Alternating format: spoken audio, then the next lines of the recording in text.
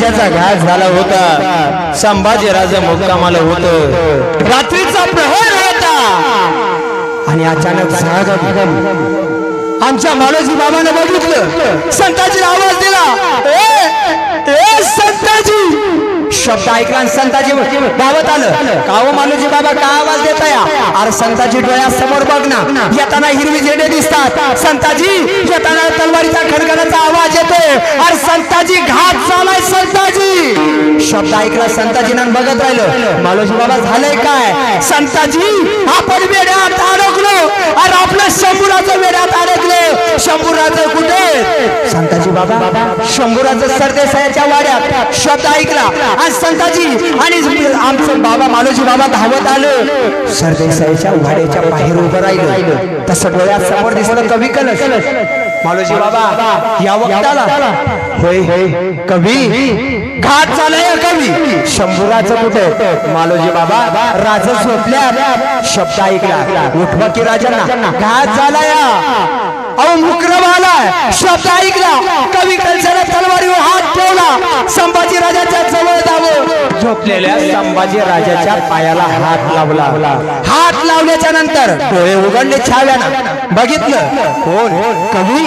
अहो या वक्ताला आणि आमच्या पायाला का म्हणून हात लावताय? राज उठावं, राज निघायचंय, राज घात झालाय राज.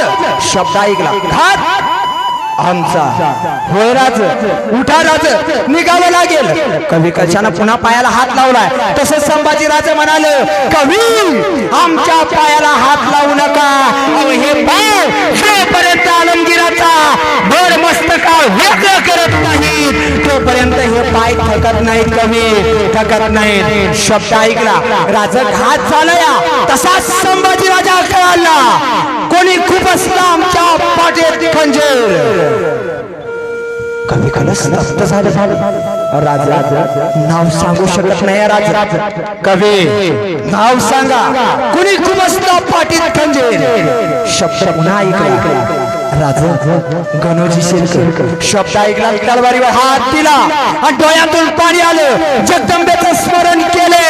अरे आमचेच गद्दार निघाले नसते तर या संभाजीनं दिल्लीच्या तख्तावर सुद्धा स्वराज्याचा भगवा फडकवला असता. भगवा फडकवला असता. तलवार हातात घेतली. तलवार हातात घेतल्याच्या नंतर लढाई सुरू झाली होती. अल्लाहू अकबर करत सैन्य आपलं होतं. सरदेसाईच्या वाड्यामध्ये रक्ताच्या चिळकांड्या उडत होत्या. रक्ताचा अभिषेक होत होता. पण छावा कुणाच्या हातात येत नव्हता. दिशेल त्याच्या माना कापल्या जात होत्या. रक्ताच्या चिळकांड्या उडत होत्या. वाघाला पकडणं एवढं सोपं नव्हतं. जवळ येत होते, तलवार फुलत होती. सपा सपा माना वेगवेगळ्या होत होत्या. संभाजी राजा हातात यायला तयार नव्हतं. पराकाष्ठेनं लढत होत.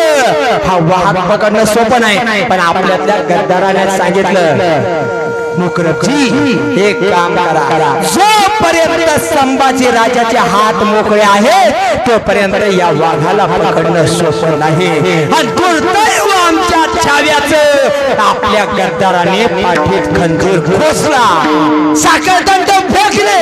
पहिला साखरदंड अडकला हातात. हात ओढला गेला. छाव्यानं परत ओढले. अरे 10-15 येऊनाला फेकत होता हा वाघ. पण दुर्दैव पाया पेड्या पडल्या. हातात साखरदंड पडले. जखडला गेला राजा. वार झाला छातीवर.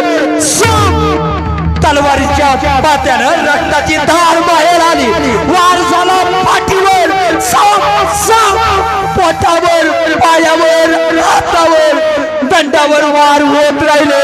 संभाजी राजा रक्तानं लहून निघाला. अजी राजाला कुत्र माग लागावं तसं ओढल्या जात होतं. तलवारीचे वार होत होते. बघता बघता त्या औरंग्याच्या समोर संभाजी राजाला आणलं जात होतं.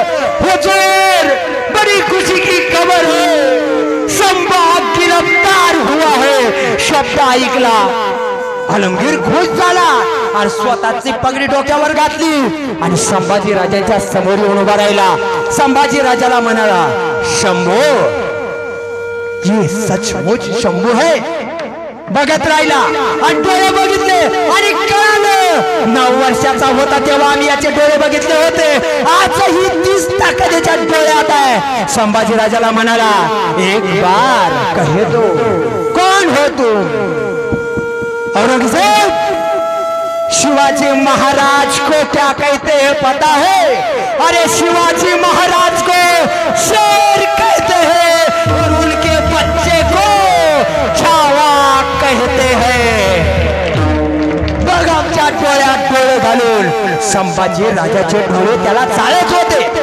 बघता बघता तापलेल्या सळयांना संभाजी राजाचे डोळे फोडण्याची सजा दिली होती. तापलेल्या सळया आल्या होत्या, संभाजी राजाच्या डोळ्यासमोर धरल्या होत्या. तापलेल्या सळया धरणाऱ्याचे हात हालत होते. जनाब, आपकी आंखें तो बंद कर लो. जनाब, आपकी आंखें बंद कर लो. हमें जलन हो रही है. आपकी आंखें में ये डालना. बघत राहिला. तसा छावा म्हणाला, अरे फोड आमची डोळं. घाबरत नाही हा छावा. बघता बघता सळया डोळ्यात गेल्या. सर चल करत सळया बाहेर निघाल्या. डोळ्यातून काळा धूर बाहेर आला. डोळे फुटले. संभाजी राजाची जीभ कापली. तोंडातून रक्ताची धार बाहेर आली.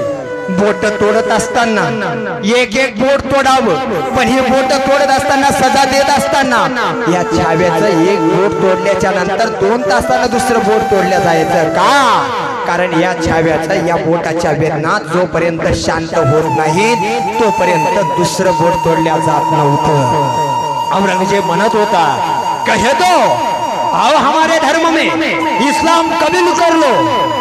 जीवन दान देने के लिए तैयार है. तसाच छावा करायला असेल औरंगजेब, हे आमच्या स्वराज्यात तुला धर्म सुद्धा बदलू देणार नाही. आनंदात आम्ही स्वराज्यात ठेवू. संभाजी राजाचे हात तोडले. तेल संभाजी राजाच्या अंगावर टाकलं होतं. पाठीवर पोटावरच मांस भाजून निघलं होतं.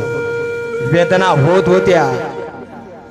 तलवारीच्या पात्यानं एखादं बोकडाच्या अंगावरचं मांस सोलून काढावं तसा जिवंत संभाजी राजाच्या अंगावरचं मांस सोलून काढलं होतं. तलवारीनं वेदना दिल्या होत्या.